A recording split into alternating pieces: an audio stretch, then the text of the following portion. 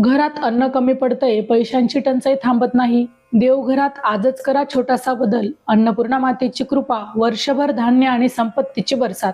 हे गुपित जाणून घ्या. व्हिडिओ शेवटपर्यंत नक्की पहा. नमस्कार भगिनींनो आणि स्वामी समर्थ भक्त परिवारांनो. आजचा विषय खूप खास आहे आणि खूप लोकांच्या आयुष्यात बदल घडवणारा आहे. म्हणूनच हा व्हिडिओ शेवटपर्यंत नक्की ऐका. कारण आज मी तुम्हाला एक अशी गोष्ट सांगणार आहे जी तुमच्या घरात सुख समृद्धी आणि अन्नाची कधीही कमतरता होऊ देणार नाही. टायटल तुम्ही पाहिलंच आहे. ज्या घरात देवघरात अन्नपूर्णा देवीची मूर्ती ठेवलेली असेल तर हा व्हिडिओ नक्की पहा. कारण आज आपण जाणून घेणार आहोत अन्नपूर्णा मातेचं महत्त्व, त्यांची कृपा आणि त्यांना आपल्या घरात कसं स्थान द्यायचं.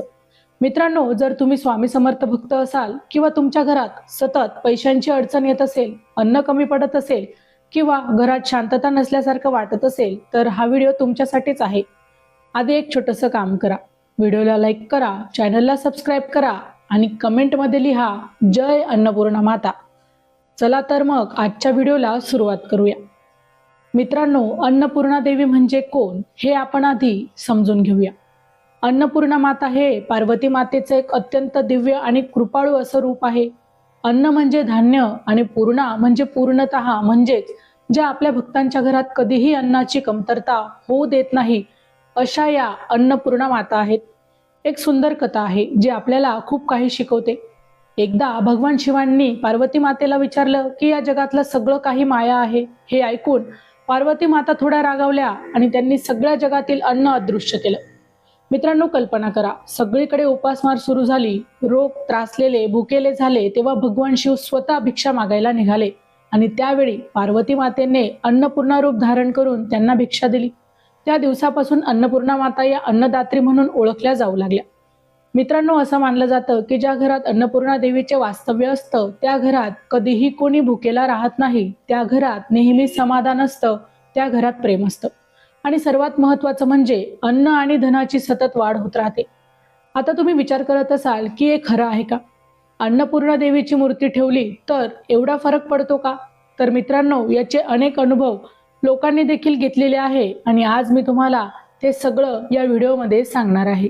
जानेवारी ते डिसेंबर 2026 चे मेष ते मीन राशींचे वार्षिक राशी भविष्य, तसेच 2026 वर्षात घडणाऱ्या घटनांचे मासिक व साप्ताहिक भविष्य भाकीत विषयक व्हिडिओ पाहण्यासाठी डिस्क्रिप्शन मध्ये दिलेल्या लिंकवर क्लिक करा. व्हिडिओ अवश्य पहा. तसेच आपले काही प्रश्न किंवा सूचना असतील तर चॅनलला सबस्क्राईब करायला विसरू नका. सर्वात पहिला आणि महत्त्वाचा फायदा म्हणजे घरात अन्न संपत्ती कधीच कमी पडत नाही. कितीही परिस्थिती कठीण असली तरी देखील घरात नेहमी अन्न आणि धान्य हे भरलेलंच राहतं. आता दुसरा फायदा म्हणजे आर्थिक स्थैर्य. हळूहळू घरात पैसा जो आहे तो टिकायला सुरुवात होते. अनावश्यक खर्च देखील यामुळे कमी होतो आणि उत्पन्नाचे देखील अनेक मार्ग वाढतात. तिसरा फायदा म्हणजे कुटुंबात प्रेम आणि शांतता वाढते. विशेषतः घरातील स्त्रीला स्वयंपाकघरात काम करताना देखील एक वेगळ्या प्रकारचं समाधान वाटतं. तिची चिडचिड कमी होते आणि घरात नेहमीच सकारात्मक ऊर्जेचा वास राहतो. यानंतर चौथा फायदा म्हणजे वास्तुदोष यामुळे कमी होतात.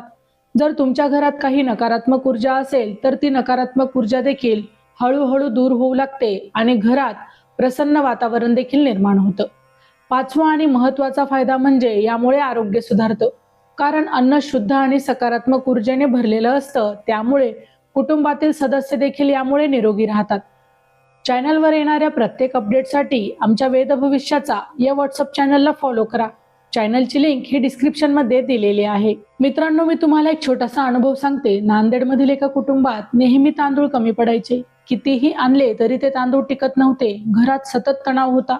पण त्यांनी श्रद्धेने अन्नपूर्णा माताची मूर्ती आणली आणि ती आपल्या देवघरात ठेवली. रोज छोटासा नैवेद्य दाखवायला देखील देवीला सुरुवात केली आणि काही दिवसातच परिस्थिती आहे जी नंतर बदलली. आज त्या घरात कधीही अन्नाची कमतरता भासत नाही आणि त्या घरात देखील खूप आनंदाचे आणि सकारात्मक वातावरण आहे. आता महत्त्वाचा प्रश्न येतो की अन्नपूर्णा देवीची मूर्ती ही कशी निवडायची आणि ती कुठे ठेवावी? मित्रांनो, मूर्ती घेताना शक्यतो पितळ किंवा संगमरवरीची मूर्ती घ्या. मूर्ती फार मोठी किंवा फार छोटी देखील नसावी. साधारणतः 6 ते 12 इंच योग्य असते आणि त्या मूर्तीमध्ये अन्नपूर्णा माता हातात धान्याचे पात्र धरलेलं असावं. मूर्ती ठेवण्याची योग्य दिशा म्हणजे ईशान्य कोपरा. हा कोपरा म्हणजे उत्तर पूर्व दिशा. हा कोपरा खूप पवित्र मानला जातो. तिथे देवघर असेल तर उत्तमच, नाहीतर स्वच्छ जागा करून तिथे तुम्ही मूर्ती ठेवा. मूर्ती नेहमी उंच पाटावर ठेवा, खाली ठेवू नका. आणि त्या जागेची देखील स्वच्छता खूप महत्वाची आहे. दररोज सकाळी आणि संध्याकाळी धूप दीप लावा, फुले अर्पण करा आणि शक्य असेल तर थोडंसं गोड नैवेद्य दाखवा. विशेषतः शुक्रवार आणि शनिवार या देवीची, अन्नपूर्णा मातेची जी आहे, विशेष पूजा करा.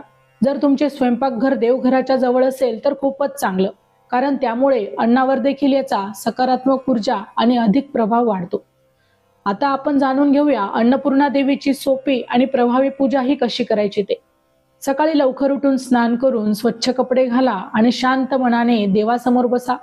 सर्वात आधी तुम्हाला मनात एक संकल्प करायचा आहे की मी श्रद्धेने अन्नपूर्णा मातांची पूजा करत आहे. यानंतर एक छोटासा कलश ठेवा, त्यात स्वच्छ पाणी भरा आणि त्यावर हळद कुंकू लावा. मग अन्नपूर्णा मातेचे ध्यान करा आणि मनापासून हा मंत्र जपा. ओम अन्नपूर्णाय नमः हा मंत्र किमान 108 वेळा जपा. यानंतर धूप दीप दाखवा आणि अन्न, गहू किंवा गोड नैवेद्य अर्पण करा. आरती करा आणि शेवटी कुटुंबाच्या सुखासाठी प्रार्थना करा. एक छोटासा पण खूप प्रभावी उपाय मी तुम्हाला सांगते.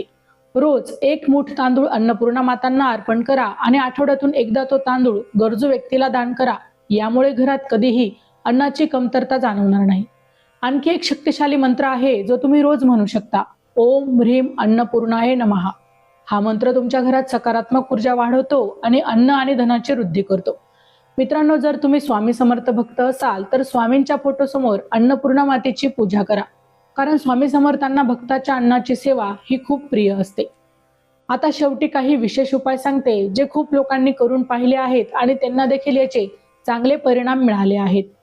आठवड्यातून एकदा गहू किंवा तांदूळ हे तुम्ही दान करा. स्वयंपाकघरात नेहमी स्वच्छ ठेवा आणि अन्नाचा देखील आदर करा. लाल कापडावर थोडं धान्य ठेवून अन्नपूर्णा मातेचे स्मरण करा आणि सणाच्या दिवशी देखील याची विशेष पूजा करा. पुण्यातील एका कुटुंबाचा अनुभव आहे. त्यांनी फक्त श्रद्धेने अन्नपूर्णा मातांची पूजा सुरू केली आणि 6 महिन्यात त्यांच्या व्यवसायात वाढ झाली आणि घरात आनंद परत आला. मित्रांनो, या सगळ्या गोष्टी ऐकून तुम्हाला एक गोष्ट नक्की समजली असेल की अन्नपूर्णा माता म्हणजे फक्त एक मूर्ती नाही, तर ते आपल्या घराची अन्नदात्री शक्ती आहे. जर तुम्हीही तुमच्या घरात सुख, शांती आणि समृद्धी तुम्हाला आणायची असेल तर आजच अन्नपूर्णा मातांना आपल्या देवघरात तुम्ही स्थान द्या आणि मनापासून त्यांची सेवा करा. कारण मला खात्री आहे तुम्हालाही लवकरच सकारात्मक बदल हा नक्की जाणवेल. आता तुम्ही मला कमेंटमध्ये नक्की सांगा, तुमच्या घरात अन्नपूर्णा माता आहेत का आणि तुम्हाला त्याचा काय अनुभव आला आहे. आता आपण आपल्या व्हिडिओतील सर्वात शक्तिशाली आणि मनाला स्पर्श करणाऱ्या भागात प्रवेश करणार आहोत.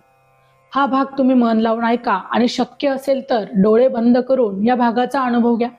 कारण आता आपण अन्नपूर्णा मातेचं अत्यंत प्रभावी भजन आणि चालीसा जपणार आहोत. मित्रांनो, तुम्ही अनेकदा ऐकलं असेल की काही भजन आणि स्तोत्र इतके शक्तिशाली असतात की ते आपल्या आयुष्याला पूर्णपणे बदलून टाकतात. आणि त्यातलाच एक म्हणजे अन्नपूर्णा चालीसा. हे 40 चौपायांचे दिव्य भजन आहे जे रोज मनापासून जपल्याने घरात कधीही अन्नाची कमतरता भासत नाही. घरात नेहमीच धान्याचीही भरभराट होते आणि सर्वात महत्त्वाचं म्हणजे घरात समाधान आणि शांतता देखील यामुळे निर्माण होते. म्हणूनच आता मी तुम्हाला विनंती करते की तुम्ही जिथे आहात तिथे शांत बसा, हात जोडून अन्नपूर्णा मातेचे स्मरण करा आणि माझ्यासोबत हा जप करा. तुम्ही मोठ्या मनाने म्हणू शकत असाल तर खूप चांगलं, नाहीतर मनातल्या मनात देखील तुम्ही जप करू शकता, पण श्रद्धा मात्र पूर्ण ठेवा. चला तर मग सुरुवात करूया अन्नपूर्णा चालीसा. जय अन्नपूर्णा माता, जय भवानी देवी, धान्यधामिनी जगाची. पोषकिनी तू विष्णुपत्नी, पार्वती स्वरूपा, काशी नगरी विराजमान, तू शिव भिक्षा मागुनी धन. दिले धान्य भक्ती भिक्षुकांना तू अन्न पुरविले. रसोई स्वामिनी गृहलक्ष्मी, तूच घरात तुझीच मूर्ती. सुख समृद्धी देत जय अन्नपूर्णा अन्नदात्री, माई माझ्या कृपेने भरते प्रत्येक थाळी. भुकेलांना अन्न देणारी माता, तुझं विना नाही कोणाची राखण करता. तू करुणामयी, तू दयामयी, भक्तांच्या घरी वसस सदैव तू आई. तुझ्या नावाचा जप जो करतो त्याच्या घरात कधी अभाव नसतो. तू अन्नपूर्णा, तू जगदंबा, तुझ्या कृपेने सुखाचा सागर नांदा. दीन दुखांची तुझा आधार, तुझ्या नावाने मिटतात सर्व भार. जय जय अन्नपूर्णा माता, भक्तांच्या जीवनाची तूच विधाता. मित्रांनो, अशा प्रकारे तुम्ही ही चालीसा रोज म्हणू शकता. प्रत्येक चौपाईनंतर थोडं थांबा, थोडं गॅप घ्या आणि मनात अन्नपूर्णा मातेचे रूप पहा. हा अनुभव खूप शांत आणि मनाला समाधान देणारा देखील ठरणार आहे. आता आपण एक सुंदर भजन म्हणूया जे खूप सोपं आहे आणि मनाला लगेच भावतं. तुम्हीही माझ्यासोबत म्हणू शकता. अन्नपूर्णा मायू तू दया कर, घरात धान्य भरून द्या. माई स्वामी समर्थांच्या कृपेने भक्तीने पूजा करा. माई अन्नपूर्णा, माई तू दया करा, घरात सुख शांती दे माई. तुझ्या चरणी ठेवते माता, कृपा तुझी राहू दे माता. मित्रांनो, हे भजन तुम्ही रोज सकाळी किंवा संध्याकाळी म्हणू शकता आणि बघा हळूहळू तुमच्या घरात किती सकारात्मक बदल होतात. अनेक भक्तांनी याचा अनुभव घेतला आहे आणि सांगितला देखील आहे. फक्त हा जप आणि भजन रोज केल्याने त्यांच्या घरात अन्नाची कधीच कमतरता त्यांना जाणवली नाही आणि त्यांच्या व्यवसायातही वाढ झाली. म्हणूनच हा भाग तुम्ही स्किप करू नका. हा तुमच्या आयुष्यात बदल घडवणारा भाग आहे. आता तुम्ही कमेंटमध्ये नक्की लिहा जय अन्नपूर्णा माता आणि सांगा तुम्ही हा जप रोज करणार का. मला तुमचे अनुभव ऐकायला नक्कीच आवडतील. चला तर मग भेटूया पुढच्या भागात. तोपर्यंत मनात एकच भाव ठेवा, अन्नपूर्णा माता माझ्या घरात सदैव वास करो. जय श्री स्वामी समर्थ. जय जय अन्नपूर्णा माता. तर मित्रांनो, व्हिडिओ आवडला असेल तर व्हिडिओला लाईक करा, तुमच्या मित्रांपर्यंत शेअर करा आणि चॅनलला सबस्क्राईब करायला विसरू नका. पुन्हा भेटूया अशाच एका नवीन आणि प्रभावी विषयासोबत. तोपर्यंत श्री स्वामी समर्थ.